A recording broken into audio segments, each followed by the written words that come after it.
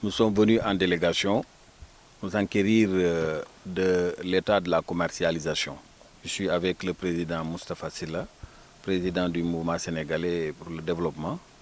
Nous représentons l'ensemble des OP et sur ordre effectivement du comité et du ministre de l'Agriculture, nous sommes venus voir exactement ce qui se passe au niveau de Diourbel.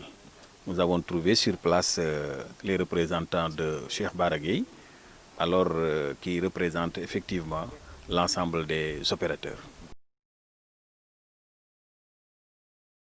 Nous nous réjouissons d'abord que la campagne est ouverte cette année plutôt que l'année dernière.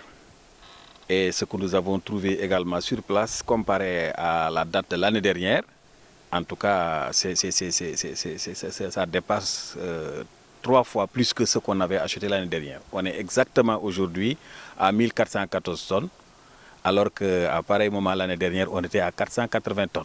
Ça fait donc 3 fois plus que l'achat de l'année dernière. Cependant, c'est très peu.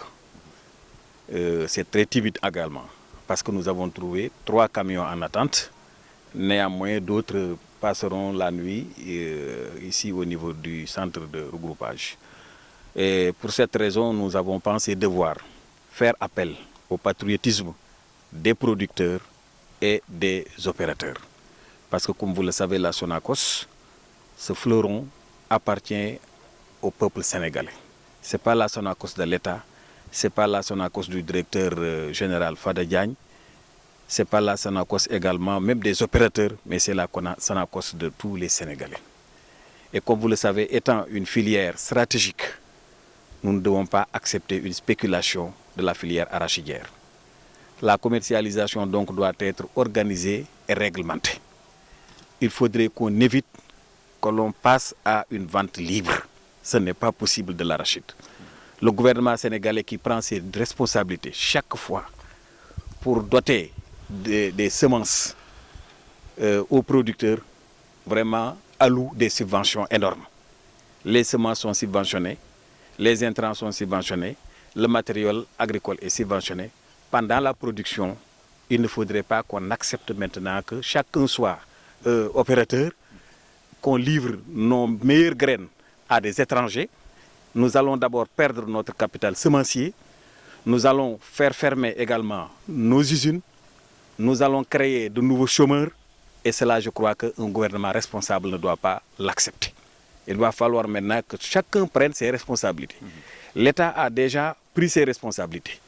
En Conseil des ministres, le président de la République a invité l'administration territoriale de prendre toutes les dispositions permettant effectivement de réglementer et de respecter le prix qui est effectivement édicté par le Sénat. Le prix c'est quoi? 250 francs. Imaginez, en une année, le gouvernement a augmenté de 40 francs le prix de l'année dernière. C'était 210 francs.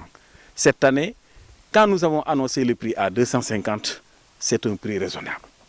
Vouloir maintenant spéculer, permettant effectivement à des étrangers qui ne sont pas partout au Sénégal, ils n'ont pas fait le maillage au niveau national, mais ils se trouvent dans 4 ou 5 régions, pour ne pas dire que dans un seul département qui est le département de Nioro. Alors, ces étrangers qui ne payaient pas de taxes, cette année, heureusement, le gouvernement a remis la taxe à 30 francs. Mais ils n'emploient personne. Et après avoir acheté les meilleures graines, ils vont nous laisser maintenant avec les qualités douteuses, avec des densités très faibles. Ça va effectivement nous mener à la fermeture de notre fleuron qui est la Sonacos et que je crois que personne ne doit l'accepter. Nous félicitons donc ces opérateurs qui ont commencé à livrer et nous les invitons de continuer, surtout les gros producteurs. Moi, je peux comprendre même que le petit producteur qui après production, ne dispose que de 5 ou 6 quintaux, peut penser devoir faire une petite spéculation pour s'en sortir. Mais le gros producteur qui, pendant la cession des semences, réclame un quota, qui se retrouve avec des centaines de tonnes, ne doit pas vraiment permettre à un étranger de penser devoir obtenir 1 kg de sa production. Il est important donc que l'on revienne à la raison. Livrons nos semences à nos semenciers pour nous permettre de refaire notre capital semencier avec les meilleures graines. livrons effectivement notre production à la Sonacos, qui en fait, non seulement va faire revenir des devises, ce que les étrangers ne vont pas faire. Ils vont faire partir nos devises, mais la Sonacos, après la vente de ces huiles à l'extérieur, fera revenir des devises et va employer également des jeunes. J'ai eu l'information qu'il arrivait un moment où, à Diourbel, on faisait 1000 tonnes par jour. Et un atelier est ouvert qui peut même utiliser, parce qu'il l'a fait dans les années passées, 200 jeunes pendant 10 mois. Mais ces jeunes qui sont utilisés pendant 10 mois ne vont pas s'aventurer à faire l'immigration clandestine. Et là, Sonacos commence à refaire une bonne santé. Il y avait une dette de plus de 7 milliards. C'est réglé maintenant. La Sonacos commence à faire du vinaigre. La Sonacos commence à faire des aliments de bétail. Et dans toutes ces activités, c'est des Sénégalais qui sont employés.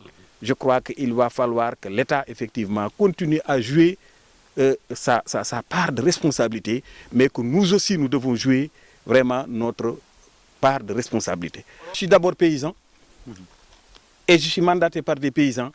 C'est pas ce que les paysans disent. Non, certains paysans.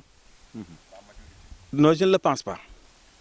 Je ne pense pas qu'on puisse dire que c'est une majorité, parce que ce que nous entendons ces jours passés, c'est un groupuscule de personnes qui font le tour des plateaux et des radios. Mais aller dans certaines régions, les gens n'attendent que 250 francs, ils ne trouvent pas d'opérateur. Aller, par exemple, à l'usine de Louga, nous avons trouvé des camions, une attente de plus de 50 camions. Ils ont aujourd'hui dépassé 7000 tonnes. Et que l'objectif de Louga, c'est 15 000 tonnes. Ça veut dire que dans 2 mois, Louga va dépasser les 15 000 tonnes. C'est parce que la fibre patriotique a été touchée là-bas. Ici, l'objectif, c'est 40 000 tonnes. On se retrouve à 1414. Donc, ce ne sont pas tous les paysans qui rejettent les 250 francs. Non. Ceux qui sont dans les zones où on trouve les Chinois, ils peuvent spéculer pour dire que oui, nous ne pouvons pas vendre en deçà de 300 francs ou en deçà de 325. Mais dans la majorité des départements du Sénégal, dans la majorité des régions du Sénégal, les paysans n'attendent que des opérateurs pour pouvoir écouler leur production. Donc je ne crois pas donc que ce discours, qu'un groupuscule vraiment tienne, puisse tenir pour dire que c'est la majorité des paysans. Je crois que le marché n'est même pas encore libéralisé. Et l'État n'a jamais libéralisé ce marché. Non, c'est-à-dire qu'avec le carreau-usine, vous savez que désormais, on a rompu avec la pratique ancienne. D'habitude, effectivement, quand on ouvrait la campagne, on mettait même 2 tas. On mettait le tas des bonnes graines. Après criblage, on pense que alors c'est des meilleures graines, ça va aller comme, au niveau des semences. Si les graines sont douteuses, ça va aller à l'huilerie. Et les prix n'étaient pas les mêmes. Maintenant, on arrête un seul prix. Ce qui veut dire que ce que l'État a fait est responsable d'ailleurs. Jusqu'à maintenant, aucun exportateur n'a encore envoyé une seule graine à l'extérieur. Et nous félicitons l'État de continuer. Donc, il faudrait qu'on n'accepte pas, qu'on commence à l'exportation. Il faut encore appliquer la taxe. Si maintenant les semences sont achetées les 75 000 tonnes et que les huiliers disposent effectivement de quantités leur permettant de pouvoir fonctionner, là, on peut ouvrir effectivement l'exportation en limitant le quota qui leur sera alloué.